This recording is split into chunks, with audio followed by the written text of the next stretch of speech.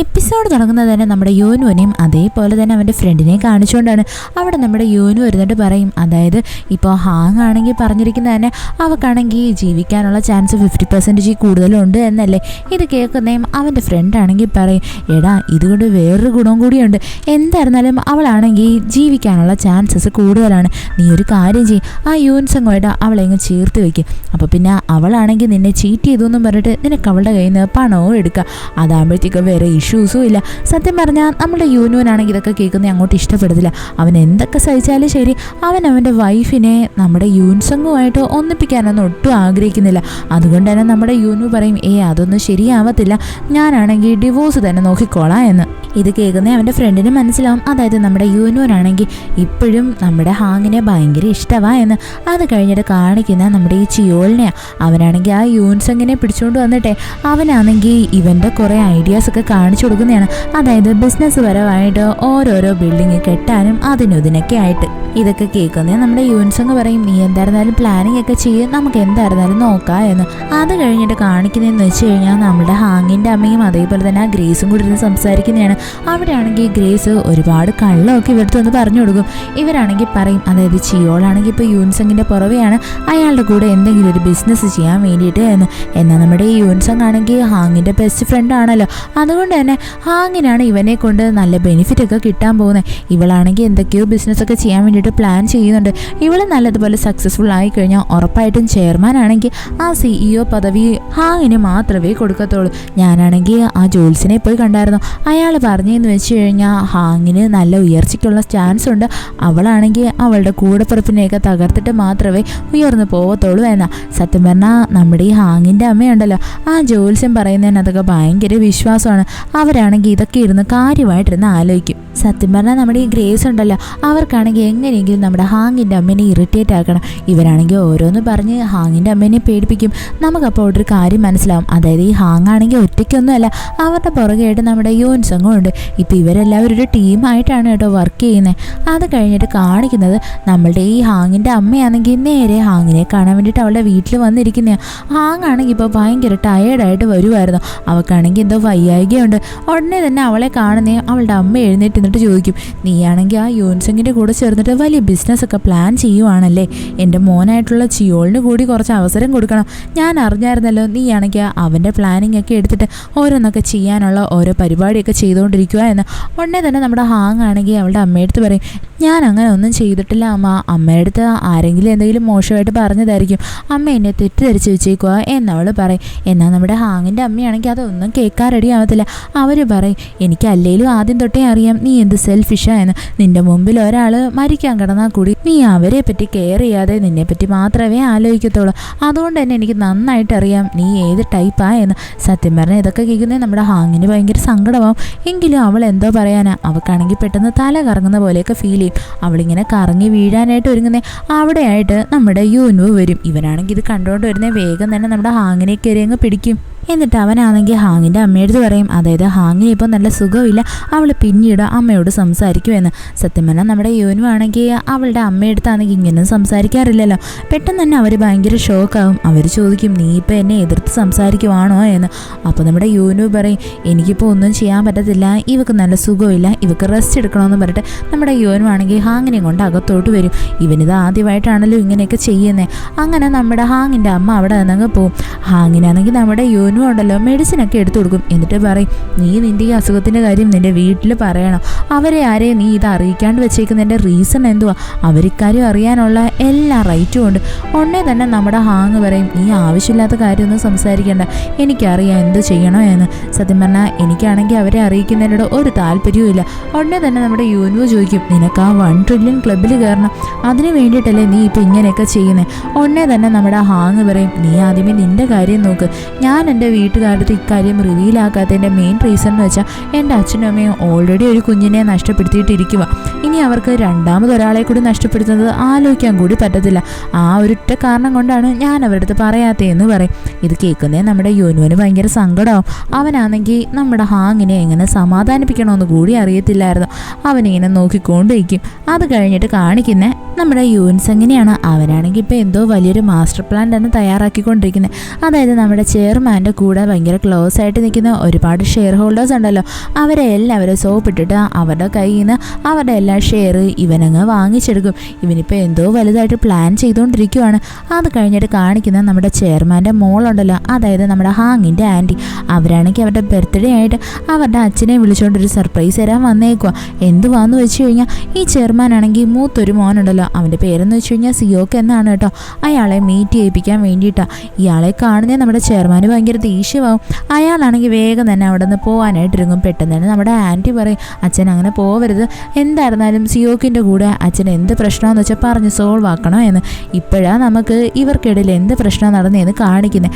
അതായത് നമ്മുടെ ഈ ചെയർമാനാണെങ്കിൽ പണ്ട്, അതായത് ഒരു 20 വർഷം മുന്നേ ഇയാളുടെ കമ്പനിയാണെങ്കിൽ ഇയാളുടെ മൂത്ത മോനായിട്ടുള്ള സിയോക്ക് സ്വന്തമാക്കാൻ നോക്കിയായിരുന്നു.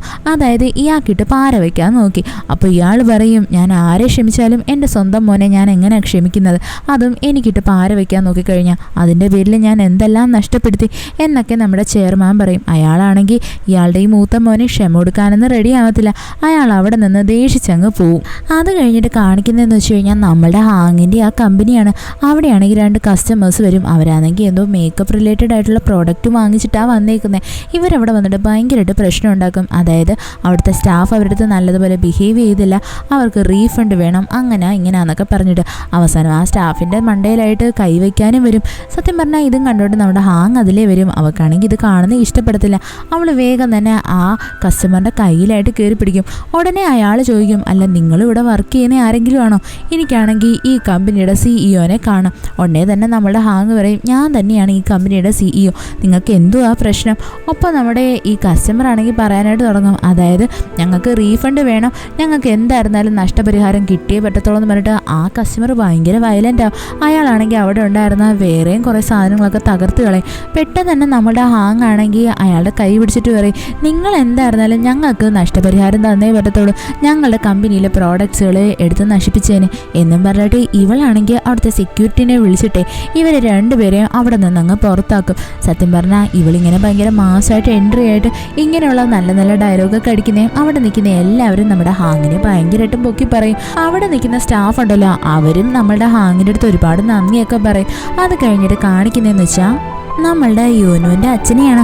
അയാളാണെങ്കിൽ അയാളുടെ ഒരു ഫ്രണ്ടുമായിട്ടിരുന്ന് സംസാരിച്ചുകൊണ്ടിരിക്കുക. ഇവിടെ എന്തോ സംഭവം എന്ന് വെച്ച് കഴിഞ്ഞാൽ നമ്മുടെ യോനുവിൻ്റെ അച്ഛനാണെങ്കിൽ ഇവിടുത്തെ ഈ ഗ്രാമത്തിലെ ഒരു ഇലക്ഷന് നിന്നേക്കുവാണ്, അതായത് ഈ പ്രസിഡന്റിൻ്റെ സ്ഥാനത്തിനൊക്കെ ആയിട്ട്. അപ്പോഴാണെങ്കിൽ നമ്മുടെ യോനുവിൻ്റെ അച്ഛൻ പറയും, ഞാനെന്തോ ചെയ്യാനാ, എൻ്റെ എതിർ സ്ഥാനാർത്ഥിയാണെങ്കിൽ എനിക്ക് ഭയങ്കര വലിയ ചലഞ്ചസാണ് തന്നുകൊണ്ടിരിക്കുന്നത്. അവനാണെങ്കിൽ ഈ നാട്ടിലുള്ള എല്ലാവർക്കും ഫ്രീ ആയിട്ട് ഫുഡൊക്കെ കൊടുത്തിട്ട് ഇങ്ങനെയുള്ള ഓരോരോ പണികൾ കാണിച്ചുകൊണ്ടിരിക്കുക. അപ്പോഴാണെങ്കിൽ അയാളുടെ കൂടെ ഇരിക്കുന്ന ആൾ പറയാൻ തുടങ്ങും, അതെ അത് സത്യമാണ്, ഇവനാണെങ്കിൽ ഇപ്പോൾ അവിടെയുള്ള ആൾക്കാർക്ക് എല്ലാവർക്കും വിളിച്ചിട്ട് ഹോട്ടലിൽ കൊണ്ടുപോയി ഫ്രീ ആയിട്ട് ഫുഡ് കൊടുക്കുക. എന്തിനാന്ന് വെച്ച് കഴിഞ്ഞാൽ ആ എതിർ സ്ഥാനാർത്ഥിനെ ജയിപ്പിക്കാൻ വേണ്ടിയിട്ട്. ഇത് കേൾക്കുന്നേ നമ്മളുടെ യോനുവിൻ്റെ അച്ഛന് ഭയങ്കര ദേഷ്യം വരും. അയാളാണെങ്കിൽ വേഗം തന്നെ ഈ നമ്മളുടെ ഈ കൂട്ടുകാരനില്ലേ അയാളുമായിട്ട് ഈ ഹോട്ടലിലായിട്ട് ചെല്ലും. എന്തിനാന്ന് വെച്ച് കഴിഞ്ഞാൽ ഈ എതിർ സ്ഥാനാർത്ഥി എന്തൊക്കെയാണ് ചെയ്യുന്നത് എന്ന് കാണാൻ വേണ്ടിയിട്ട്. നോക്കുമ്പോൾ എന്തുവാ ആ നാട്ടിലുള്ള എല്ലാവർക്കും ഇയാൾ ഫ്രീ ആയിട്ട് ഫുഡും അതേപോലെ തന്നെ ഓരോരോ കാര്യങ്ങളൊക്കെ ചെയ്തു കൊടുക്കുന്നുണ്ട്. അതും ഇയാളുടെ കൂടെ നിൽക്കാൻ വേണ്ടിയിട്ട്. നമ്മുടെ യോനുവിൻ്റെ അച്ഛൻ നോക്കാൻ നേരത്താണെങ്കിൽ അകത്തായിട്ട് ഒരാളിരിപ്പുണ്ട്. അത് വേറെ ആരുമല്ല, നമ്മുടെ യോനുവിൻ്റെ ചേട്ടൻ തന്നെ. ഇയാളുടെ പേരെന്ന് വെച്ച് കഴിഞ്ഞാൽ ടേ എന്നാണ് കേട്ടോ. ഇത് കാണുന്നേ നമ്മളുടെ യോനുവിൻ്റെ അച്ഛന് സഹിക്കത്തില്ല. അയാളാണെങ്കിൽ വേഗം തന്നെ നമ്മുടെ ഈ ടേയിനെയും വിളിച്ചുകൊണ്ട് വരും. എന്നിട്ട് അയാൾ പറയും, എന്തൊക്കെയായിരുന്നാലും ശരി, നിൻ്റെ അച്ഛനായിട്ടുള്ള ഞാനും ഇലക്ഷന് നിൽക്കുന്നുണ്ട്, എന്നിട്ട് നീ തന്നെ മുൻപന്തിയിൽ ആ എതിർ സ്ഥാനാർത്ഥിയുടെ കൂടെ ഫുഡ് കഴിക്കാനിരിക്കണം കേട്ടോ, നല്ല പരിപാടിയായി കാണിച്ചെന്ന് പറഞ്ഞിട്ട് നമ്മുടെ യോനുവിൻ്റെ അച്ഛൻ ഇവനെ വഴക്ക് പറയും. സത്യം പറഞ്ഞാൽ ഇത് കേൾക്കുന്നേ നമ്മുടെ യോനുവിൻ്റെ ചേച്ചിക്കും ഭയങ്കര ദേഷ്യം വരും കേട്ടോ. അത് കഴിഞ്ഞിട്ട് കാണിക്കുന്നതെന്ന് വെച്ച് കഴിഞ്ഞാൽ നമ്മുടെ യോനുവിൻ്റെ ചേച്ചി ഉണ്ടല്ലോ, അവളാണെങ്കിൽ ഓരോന്ന് പ്ലാൻ ചെയ്യുന്നതാണ്. അവളാണെങ്കിൽ അവിടുത്തെ ബ്യൂട്ടി പാർലറില്ലേ അവിടെ ഇരുന്നിട്ട് എന്തൊക്കെയോ മെസ്സേജ് അയച്ചുകൊണ്ടിരിക്കുവാണ്. അവളുടെ കൂട്ടത്തിലുള്ള ബാക്കിയുള്ളവരെല്ലാം വന്നിട്ട് വിളിക്കും, നീ വരുന്നില്ലേ, നിൻ്റെ അച്ഛൻ്റെ ഇലക്ഷൻ അല്ലേ നടക്കാൻ പോകുന്നേ എന്ന്. അപ്പോൾ നമ്മുടെ യോനുവിൻ്റെ ചേച്ചി പറയും, നിങ്ങൾ പൊക്കോ, ഞാൻ പതുക്കെ അങ്ങോട്ട് വന്നോളാം എന്ന്. പിന്നീട് കാണിക്കുന്നത് നമ്മുടെ യോനുവിൻ്റെ അച്ഛനാണെങ്കിൽ അവിടെ ഈ എതിർ സ്ഥാനാർത്ഥി ഇലക്ഷൻ്റെ സമയത്ത് സംസാരിക്കുന്നത് ഒളിഞ്ഞു നിന്ന് കേൾക്കുന്ന. അയാളാണെങ്കിൽ ഈ ഗ്രാമത്തിലുള്ള ആൾക്കാർക്കൊക്കെ കുറേ കള്ളത്തരങ്ങളൊക്കെ പറഞ്ഞു കൊടുക്കുന്നുണ്ട്. അതായത് ഞാൻ അങ്ങനെ ചെയ്യും ഇങ്ങനെ ചെയ്യും എന്നൊക്കെ. ഇതൊക്കെ കേൾക്കുന്നത് നമ്മുടെ യൂനുവിൻ്റെ അച്ഛൻ പറയും, ഇവൻ ഇങ്ങനെയൊക്കെ ചുമ്മാ ബ്ലെൻഡർ അടിക്കുവാണ്, ഇവനാണെങ്കിൽ ഇതൊന്നും ചെയ്യാൻ പോകുന്നില്ല, എല്ലാ ആൾക്കാരെ കയ്യിലെടുക്കാൻ വേണ്ടിയിട്ടുള്ള വെറും പ്രഹസനം മാത്രമാ എന്ന്. അങ്ങനെ നമ്മുടെ യൂനുവിൻ്റെ അച്ഛൻ്റെ പ്രസംഗത്തിനുള്ള സമയമാവും. അയാളാണെങ്കിൽ വന്ന് നിന്നിട്ട് സംസാരിക്കാനായിട്ടിരിക്കുന്നേ. ആ നാട്ടിലുള്ള ആൾക്കാരും ഇയാൾക്ക് വലിയ ശ്രദ്ധയൊന്നും കൊടുക്കത്തില്ല. ആരും നമ്മുടെ യൂനുവിൻ്റെ അച്ഛൻ പറയുന്നത് മൈൻഡ് പോലും ആക്കത്തില്ല.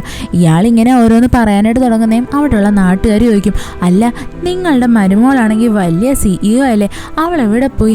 അവൾ വിചാരിച്ചാൽ തന്നെ ഈ ഗ്രാമത്തിനെ കുറച്ചൊക്കെ മോഡിഫൈ ചെയ്യാൻ പറ്റത്തില്ലേ? ഇത് കേൾക്കുന്നേ നമ്മുടെ യൂനുവിൻ്റെ അച്ഛനെ എന്ത് പറയണോ എന്നറിയത്തില്ലായിരുന്നു. അയാളാണെങ്കിൽ പറയും, എൻ്റെ മരുമോള് കുറച്ച് ബിസിയാണ്, അവൾക്കാണെങ്കിൽ അവിടെ ജോലിയും കാര്യങ്ങളൊക്കെ ഉണ്ട്. പെട്ടെന്ന് തന്നെ അവിടെയായിട്ടൊരു ഭൂമി ഉൽക്കം പോലെ സൗണ്ട് കേൾക്കും.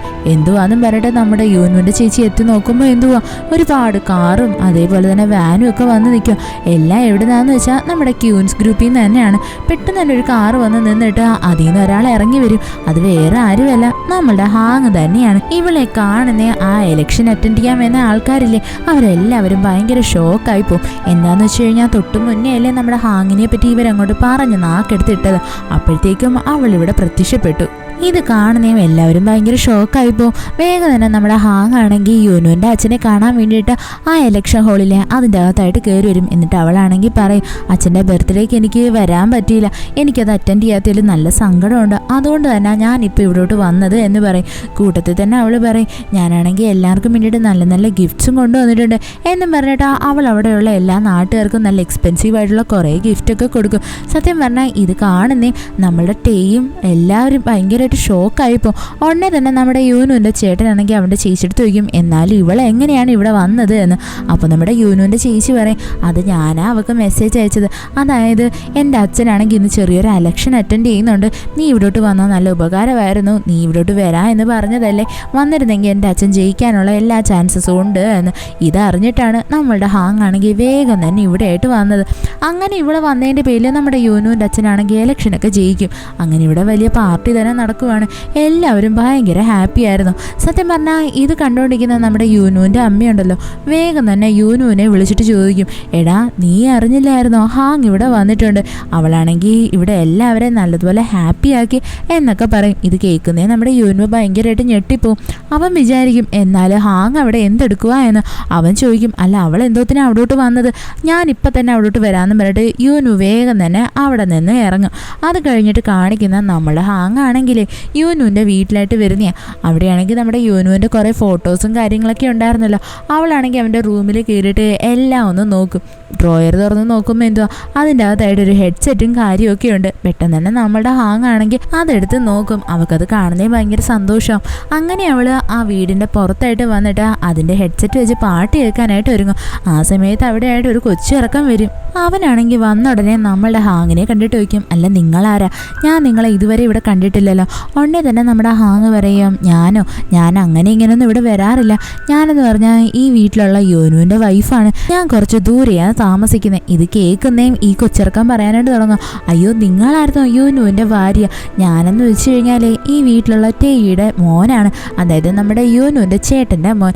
അപ്പോൾ അവൻ പറയും, യൂനു എന്ന് പറയുന്നത് എൻ്റെ അങ്കിളാണ്, അപ്പോൾ നിങ്ങൾ എൻ്റെ ആൻറ്റി ആണല്ലേ, ഞാനൊരു കാര്യം ചോദിക്കട്ടെ, ഈ വീടിൻ്റെ പുറത്തായിട്ടൊരു എക്സ്പെൻസീവ് ആയിട്ടുള്ള കാറ് കിടപ്പുണ്ടല്ലോ, അത് നിങ്ങളുടെയാണോ? എനിക്കാണെങ്കിൽ അതിലൊരു റൈഡ് പോകാൻ നല്ല ആഗ്രഹം ഉണ്ടായിരുന്നു, എന്നെ അതിന് സമ്മതിക്കുമോ എന്ന് ചോദിക്കും. ഉടനെ തന്നെ നമ്മളുടെ ഹാങ് പറയും, നീ ഭയങ്കര സംസാരമാണ്, നീ കുറച്ച് നേരം മിണ്ടാതിരിക്കുവാണെങ്കിൽ ഞാനതിന് സമ്മതിക്കാം എന്ന്. അങ്ങനെ അവസാനം ഇവനാണെങ്കിൽ പറയുന്ന എല്ലാം കേൾക്കും. അങ്ങനെ നമ്മളുടെ ഹാങ് ആണെങ്കിൽ ആ ഡ്രൈവറിൻ്റെ അടുത്ത് പറഞ്ഞിട്ട് പറയും, ഇവനെയാണെങ്കിൽ ഈ ഗ്രാമം മൊത്തം ഒന്ന് ചുറ്റി കൊണ്ടുപോവാ എന്ന്.